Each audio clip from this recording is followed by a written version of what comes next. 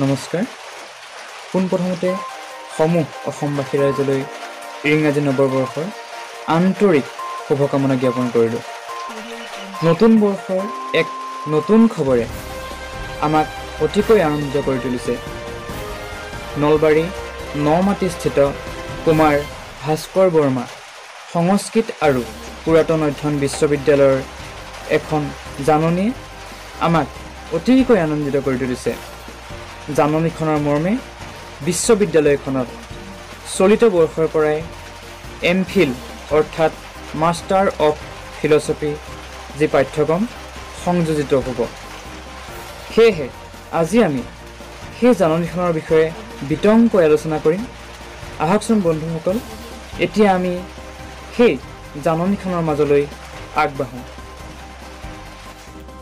নমস্কাৰ বন্ধুসকল, এইখনেই সেইখন জাননী যিখন কুমাৰ ভাস্কৰ বৰ্মা সংস্কৃতৰ পুৰাতন অধ্যয়ন বিশ্ববিদ্যালয়ৰ MPhil প্ৰগ্ৰেমৰ জাননীখন। এইখনৰ বিষয়ে এতিয়া আমি চমুকৈ আলোচনা কৰিম, যিহেতু জাননীখনৰ লিংকটো আপোনালোকৰ সুবিধাৰ্থে ডেছক্ৰিপশ্যন বক্সত দি দিছোঁ। তাৰ পৰাই আপোনালোকে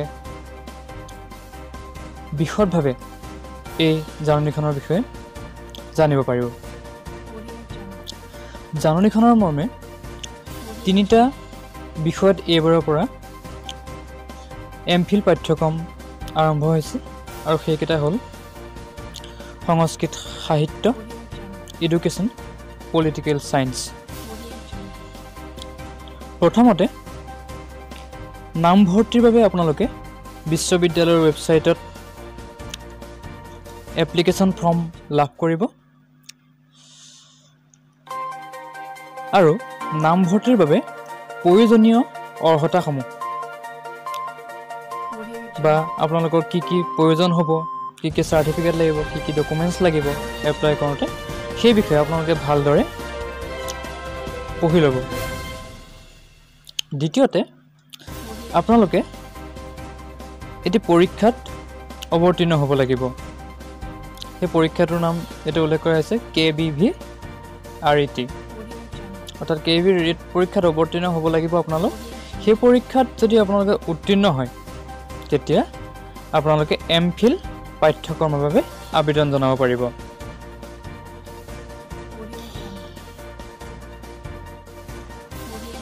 তৃতীয়তে আহোঁ এতিয়া আমি আসনৰ সংখ্যালৈ। ইয়াতে উল্লেখ কৰা হৈছে যে নাম্বাৰ অফ ছিটছ সংস্কৃত সাহিত্য বিভাগত আছে 5টা, এডুকেশ্যন বিভাগত আছে 5টা, পলিটিকেল ছায়েন্স বিভাগত আছে 3টা। আপোনালোকে মন কৰিব, সংস্কৃত সাহিত্যত আছে 5টা, এডুকেশ্যনত আছে 5টা, পলিটিকেল ছায়েন্সত আছে 3টা। আৰু এতিয়া আমি আহোঁ বিভিন্ন ধৰণৰ তাৰিখসমূহৰ বিষয়ে। এতিয়া আবেদনৰ অন্তিম তিথিটো ইয়াতে দিয়া হৈছে 20 জানুৱাৰী আৰু যিটো পৰীক্ষা হ'ব KBVRET, এই পৰীক্ষাটোৰ যিটো তাৰিখ ইয়াতে উল্লেখ কৰা হৈছে 25 জানুৱাৰী 10 বজাত 25 জানুৱাৰীত এইটো পৰীক্ষা অনুষ্ঠিত হ'ব। তাৰপিছতে দিয়া হৈছে যে ফলাফল, যিটো পৰীক্ষাৰ ফলাফল ঘোষণা কৰক, সেইটো তিথি হ'ল 3 ফেব্ৰুৱাৰী 2020 চন। তাৰপিছতে যিটো ফাইনেল লিষ্ট ঘোষণা কৰা হ'ব সেইটো হ'ব 5 ফেব্ৰুৱাৰী আৰু আপোনালোকৰ নামভৰ্তিৰ যিটো তিথি সেইটো হ'ব 10 ফেব্ৰুৱাৰী। তাৰপিছতে আপোনাসকলৰ যি শ্ৰেণীসমূহ যেতিয়াৰ পৰা আৰম্ভ হ'ব সেইটো হ'ব 13 ফেব্ৰুৱাৰী। 13 ফেব্ৰুৱাৰীৰ পৰা আপোনালোকৰ ক্লাছ আৰম্ভ হ'ব।